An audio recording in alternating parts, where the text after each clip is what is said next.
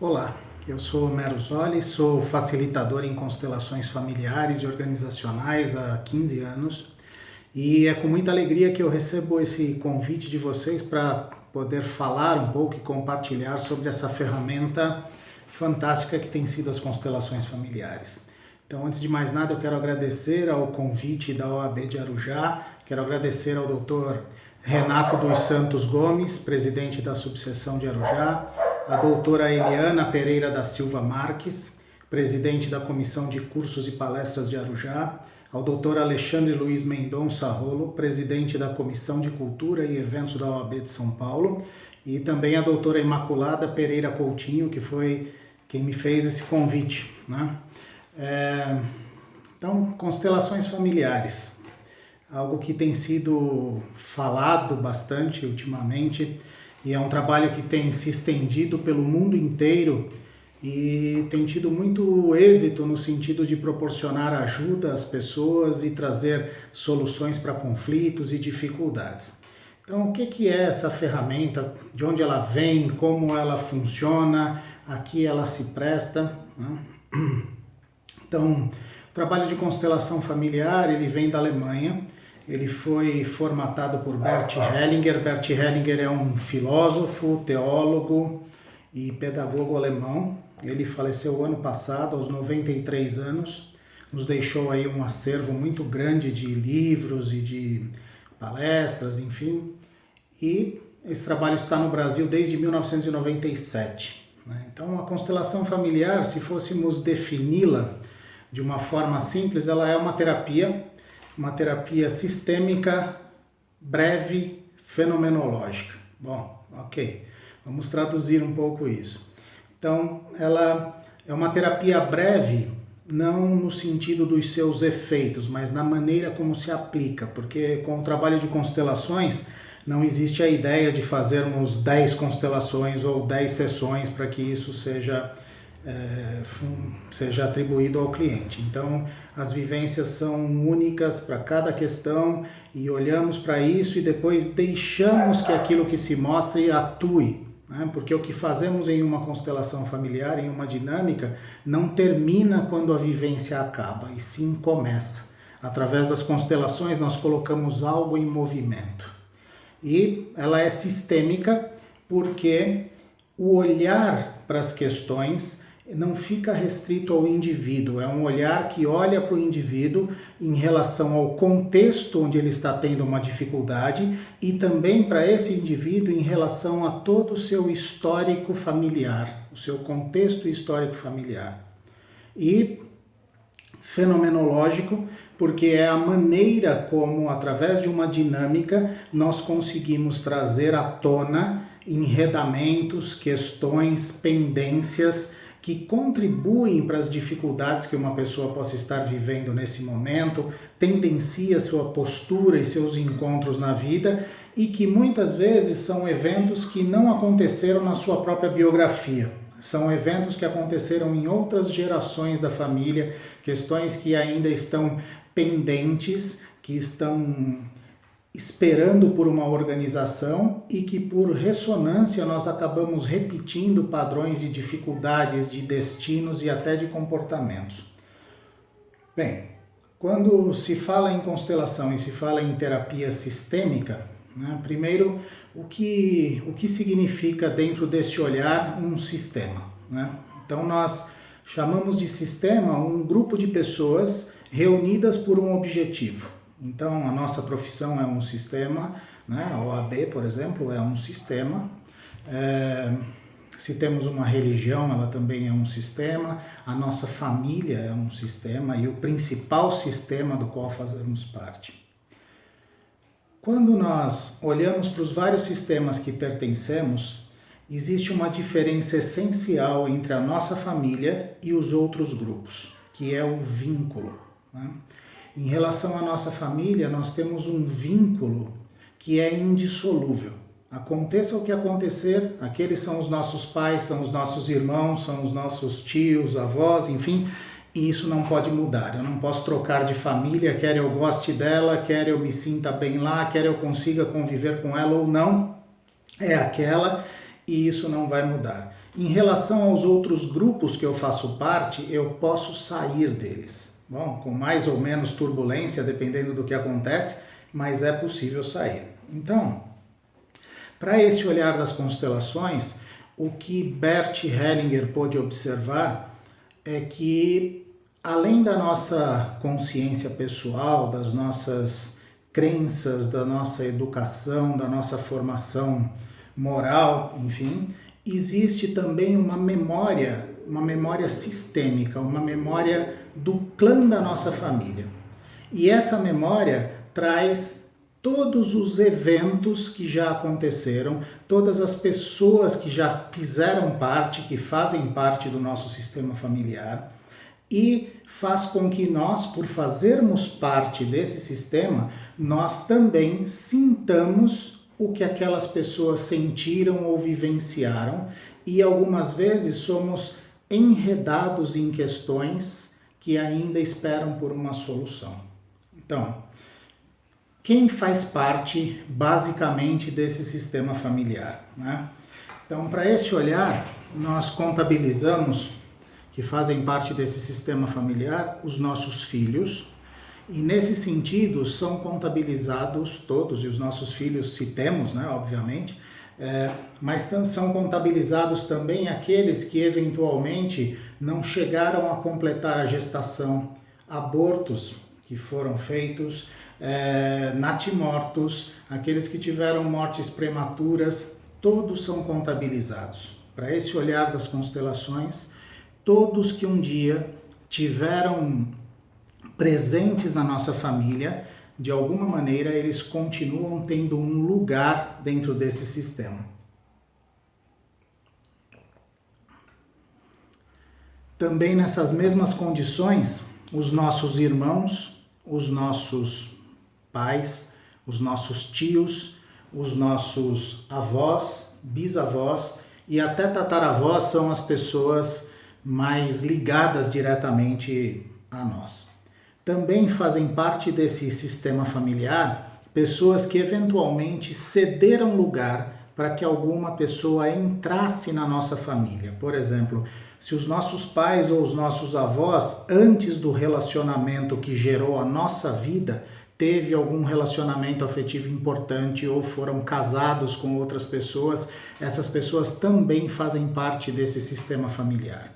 Se houve alguma situação onde um membro da nossa família lesou alguém ou foi lesado de forma a comprometer o andamento da vida dessas pessoas, também há um vínculo aí, né? E em casos mais extremos, se houve algum assassinato, tanto a vítima ou o perpetrador estando na nossa família, existe um vínculo entre essas duas pessoas.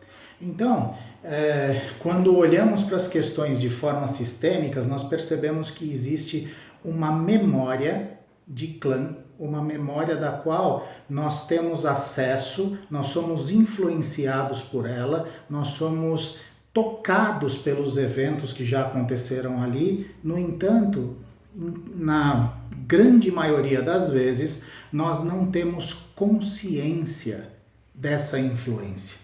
Então, aquilo que nós vivenciamos hoje como uma dificuldade na nossa vida pessoal, com algo que nós, apesar da nossa intenção de melhorar, do nosso esforço, do nosso empenho em encontrar uma solução para aquilo, parece que a situação não se resolve, está sempre patinando, ou então eu me deparo frequentemente com questões muito parecidas, mudam os sujeitos da história, mas a dinâmica das questões são as mesmas.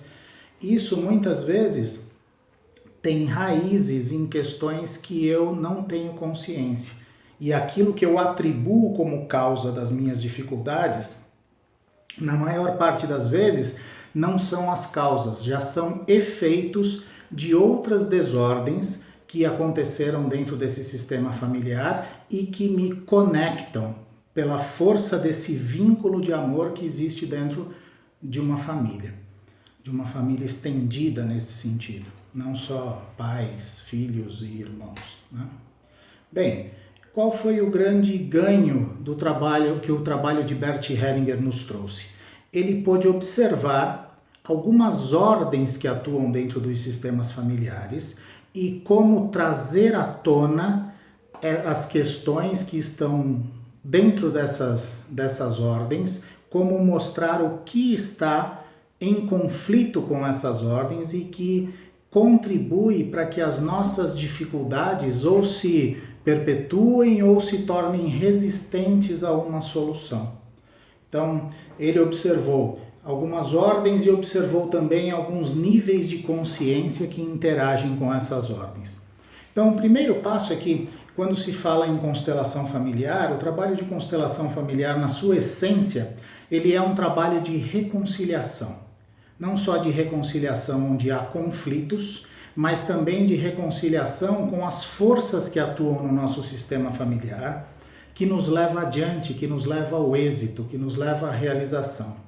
E também o trabalho de constelação, ele é um trabalho que busca a paz. Ele é um trabalho a serviço da paz. Então ele nasceu essencialmente para questões familiares. E depois, com o passar do tempo, foi se observando que essas mesmas dinâmicas, que essas mesmas ordens, elas também se aplicavam em outros contextos da vida. Então surgiram as constelações organizacionais, que é o trabalho de constelação dentro de empresas e negócios. Depois a constelação foi para a área da pedagogia, que é a relação entre escolas, professores, alunos e pais. Foi para a área da saúde e mais recentemente chegou no direito, né, onde tem trazido grande ajuda aí para as questões dentro do direito. Então, quais foram as observações de Bert? Primeiro, sobre níveis de consciência, né? Que nós temos uma consciência pessoal, esse é um nível. Essa consciência pessoal traz as nossas crenças, os nossos valores, o que acreditamos ser certo ou errado, e é por ela que nós nos norteamos na vida, nas nossas posturas e nas nossas decisões. Essa consciência pessoal é uma consciência aprendida na nossa educação. Esse é um primeiro nível. Então, ao longo de muito tempo, acreditamos que toda vez que nós temos uma ação, uma atitude, uma postura na vida e nós nos sentimos bem com aquilo, nós dizemos: eu segui minha consciência. Eu fiz o que é certo, eu fiz o que deveria fazer. Ou às vezes eu tenho uma certa atitude na vida, eu tenho uma certa postura, ou não consigo fazer algo e eu me sinto mal, sinto com a consciência pesada, sinto culpa. Então, durante muito tempo, essa nossa consciência pessoal, ela funcionou em nós como sinônimo de certo ou errado, de estar fazendo certo ou errado. Sinto a consciência leve, a consciência tranquila quando acredito estar fazendo o certo. Sinto consciência pesada ou culpa quando acredito estar fazendo o errado. Só que Bert observou que essa sensação de consciência leve ou consciência pesada, de culpa ou inocência, ela não tem nada a ver com ser sinônimo de estar fazendo o certo ou errado. Que nós sentimos a consciência leve ou a consciência pesada quando aquilo que nós fazemos ou como a nossa vida está se desenvolvendo, ou como estamos nos posicionando na vida, está ou não de acordo com o que é válido nos grupos que eu pertenço, e principalmente em relação ao sistema familiar. Então, quando nós agimos da maneira que esperam de nós, quando nós agimos com os padrões que são vistos como certos dentro da minha família ou dentro dos grupos que eu pertenço, eu sinto a consciência leve, me sinto em paz. E quando eu tenho uma atitude que é diferente disso, eu sinto culpa, sinto a consciência pesada, né? E é claro que cada grupo, cada família tem valores diferentes, crenças diferentes. Se nós pararmos e refletirmos sobre a família do nosso pai ou da nossa mãe, o que é importante que eu faça ou que eu seja para me sentir reconhecido e parte dessa família, muitas vezes é diferente. Às vezes, em uma família, para que eu seja reconhecido e valorizado, eu preciso trabalhar, ser estudioso, ser honesto. Na outra, eu preciso ser inteligente, eu preciso ganhar dinheiro, eu tenho que ter prosperidade. Então, cada família tem algo que faz com que quem age dessa forma seja reconhecido. E isso não tem a ver com certo e errado, tem a ver com os mecanismos que cada sistema encontrou para sobreviver, né? No entanto, quando se pensa nessa consciência pessoal, o que nós observamos é que essa consciência, nesse nível de consciência ainda, ela está totalmente ligada ao nosso maior anseio, que é a sensação de que podemos fazer parte do nosso grupo, de que podemos pertencer, de que nós temos um lugar reconhecido dentro do nosso sistema familiar. E muitas vezes, de acordo com essa consciência, para que nós possamos ir além daquilo que nos contém na vida, nós precisamos suportar uma certa culpa. Então, por exemplo, se eu venho de uma família que tem muita dificuldade financeira na sua origem, que tem limitações nesse sentido, e eu prospero na minha vida pessoal, eu vivencio essa prosperidade com culpa. O meu primeiro momento é tentar trazer todo mundo para o padrão que eu consegui, tentar melhorar a vida de todo mundo, que raramente é possível, ou então eu me sinto deslocado, eu me sinto pouco reconhecido, às vezes eu me sinto criticado, tem certas coisas que eu nem consigo compartilhar lá. E isso vale para as outras áreas e vale para o contrário também. Se eu venho de uma família muito abastada e eu não consigo me estabelecer financeiramente, eu vivencio isso como uma culpa. Se eu venho de uma família onde as pessoas costumam ter problemas de saúde e eu tenho uma saúde de ferro, eu vivencio isso com culpa. Se eu venho de uma família onde os relacionamentos afetivos são muito longevos e eu me divorcio, eu sinto isso como uma profunda culpa. Então, essa sensação de culpa e inocência da consciência pessoal, ela está diretamente ligada à minha sensação de ser reconhecido como parte do grupo ou não. Bom, muito bem. Só que além dessa consciência pessoal, existe um outro nível de consciência, que é uma consciência de clã, ou consciência sistêmica. E essa consciência de clã, ou consciência sistêmica, ela olha para o grupo, não para o indivíduo. Ela zela pela perpetuidade do grupo, da família, no caso. E busca o tempo todo manter a harmonia desse grupo. Então é essa consciência de clã que impõe aos membros do grupo, ou seja, nós, dentro de uma família, algumas regras, algumas ordens, impõe isso de forma inconsciente a nós, para que a harmonia do grupo seja restabelecida quando ela entende que isso se perdeu. É uma consciência que atua em nós de forma inconsciente. Então, a primeira ordem que essa consciência nos impõe é que todos que um dia fizeram parte do nosso sistema familiar, ou que ainda fazem, todos que um dia nasceram nesse sistema familiar, têm igual direito de pertencer, têm igual direito de ter um lugar nessa família. Então, essa consciência de clã, ela não permite que haja exclusões, ela não permite que alguém do sistema familiar seja rejeitado, excluído, banido ou esquecido da família. Quando isso acontece, ela tende a tocar um novo membro do grupo, de uma nova geração, a representar ou a olhar para essa pessoa que está sendo excluída, que está faltando dentro do sistema familiar. E na maioria das famílias tem alguma história de exclusão. Na maioria das famílias tem pessoas que, por algum motivo, elas ficaram esquecidas, né?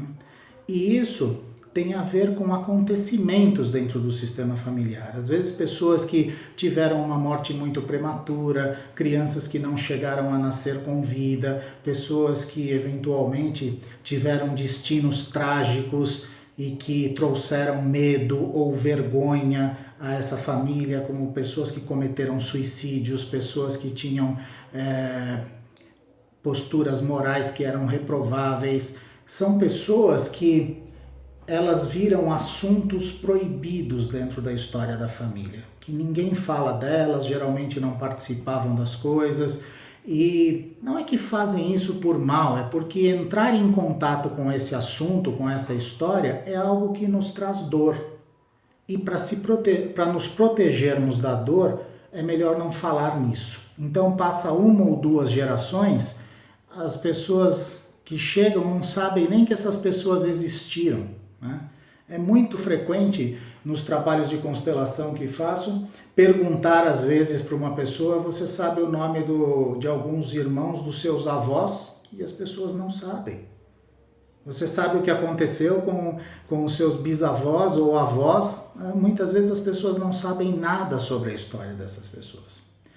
E, no entanto, essa consciência de clã, ela não esquece ninguém. Todos têm um lugar e todos precisam ser reconhecidos.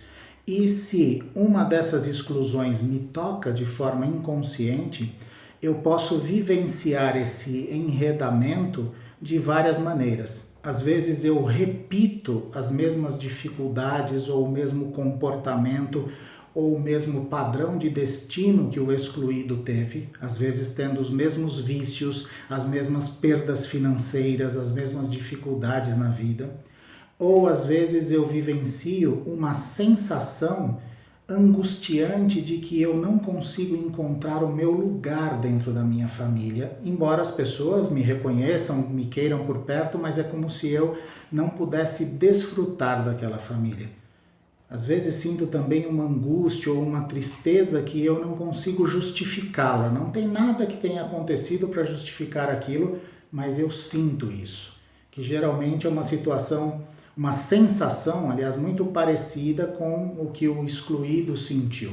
Porque a exclusão não se trata só de quando alguém é posto para fora da família. A exclusão também é de quando alguém é desconsiderado, é desrespeitado dentro da família. Isso acontece, por exemplo, muitas vezes quando se tem um alcoólatra dentro da família. São pessoas, às vezes, que são desrespeitadas, desconsideradas. Não quer dizer que o fato de ter um alcoólatra não traga dores, não traga dificuldades. Não é minimizar o que isso traz.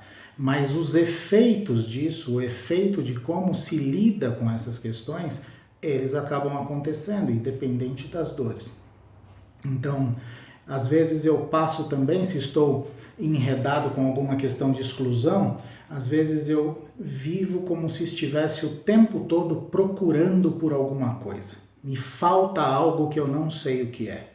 Então, pessoas com essa dinâmica, às vezes elas trocam muito de relacionamento, trocam muito de emprego, trocam muitas vezes até de cidade. Todas as vezes que ela se estabelece em algo, ela começa a procurar de novo. Lhe falta alguma coisa e ela não sabe o que é.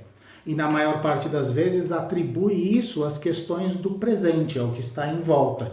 E dessa forma, as soluções e as organizações internas acabam ficando muito mais difíceis porque ela trabalha tentando organizar o efeito e não a causa, porque a causa é desconhecida.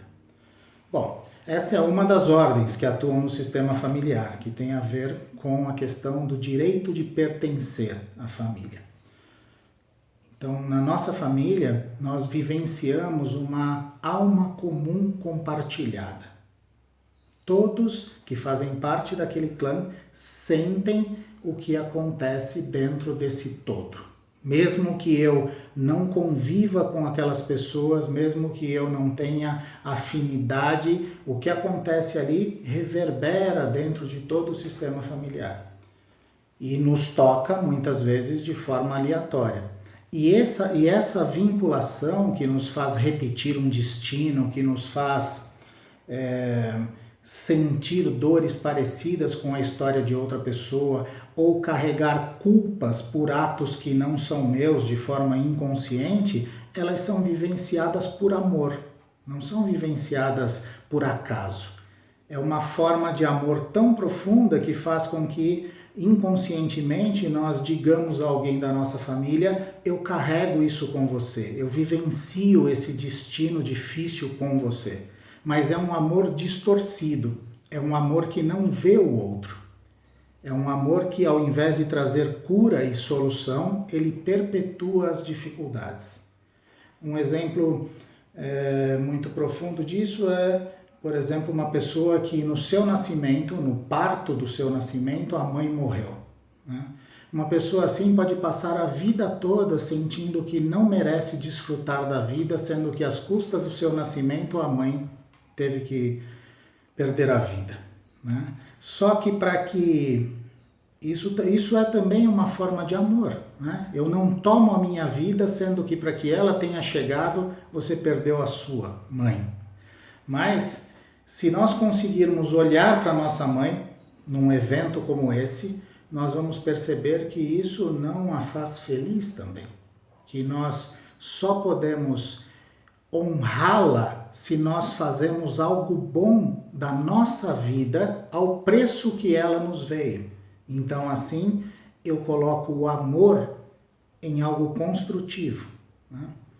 E isso é uma questão mais extrema, mas nós vivenciamos isso em algumas questões mais simples. Por exemplo, uma pessoa que não sai da casa dos pais porque os pais têm dificuldades lá no relacionamento deles, ou algum deles é depressivo e eu acho que sem mim eles não vão conseguir viver, então eu sacrifico a minha vida para que eles fiquem bem, para que cuide deles.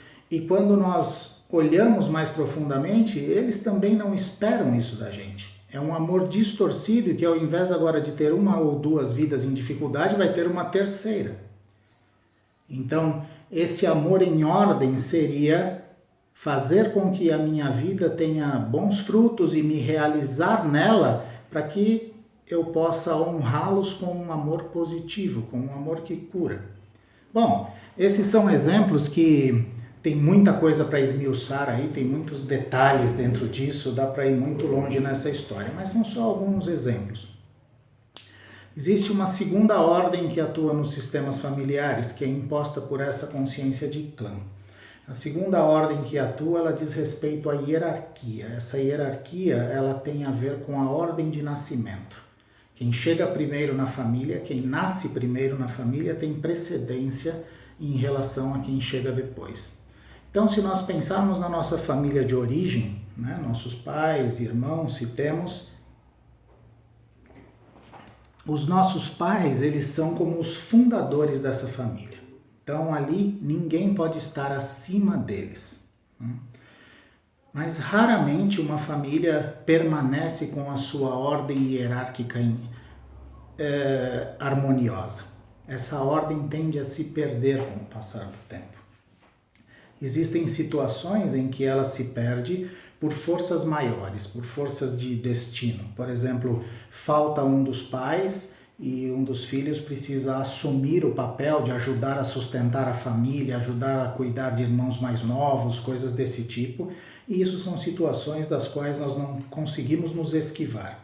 Mas na maior parte das vezes, essa hierarquia dentro da família se perde porque existe uma desordem que começa já na relação dos nossos pais com os nossos avós, que faz com que eles não estejam ali totalmente presentes e disponíveis, e nós, com o impulso movido pelo vínculo de amor que temos pelos nossos pais, nós nos enredamos nessas questões. Então, essa desordem hierárquica na família, ela começa sempre lá na nossa infância, ela não começa na vida adulta.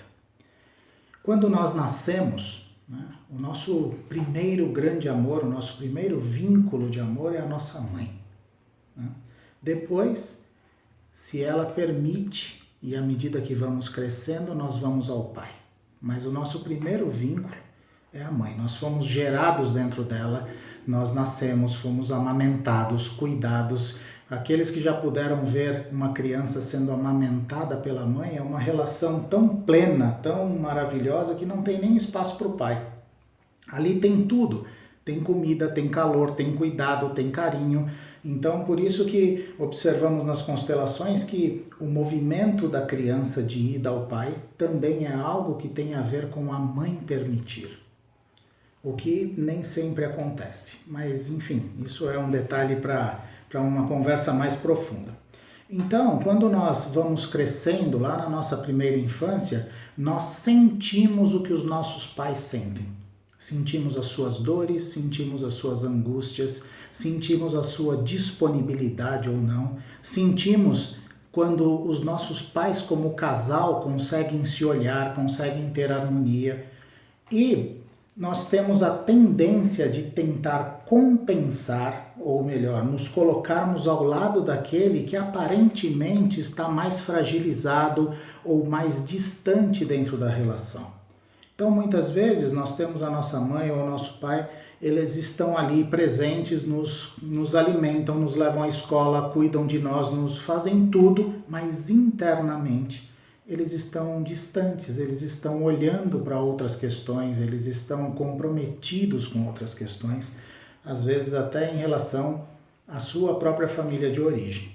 E então, como nós recebemos deles algo tão grande como a vida, nós temos o impulso de retribuir algo na mesma medida. Ou seja, nós estamos dispostos, enquanto criança, a dar aos nossos pais tudo o que for necessário para que eles fiquem felizes. Esse é um amor tão grande que ele muitas vezes faz com que a criança sacrifique até a sua saúde em função desse amor. Ninguém ama mais do que as crianças dentro da família. Elas estão dispostas a entregar tudo. Só que filhos não têm força para curar dor de pai e de mãe. Não importa o que façamos.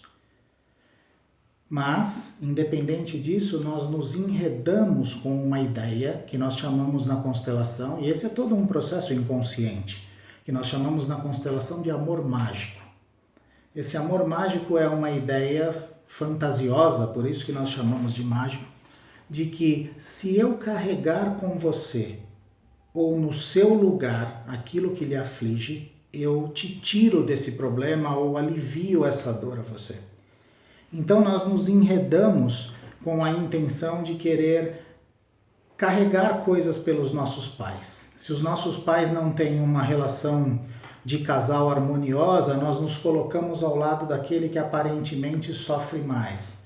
Se o meu pai, eu entendo que o meu pai não faz a minha mãe feliz, eu enquanto criança, eu tenho a sensação de que se eu fosse o meu pai, eu saberia exatamente o que ele deve fazer para que a minha mãe fique bem, fique feliz, e ele não faz. E vice-versa, isso vale para os dois lados.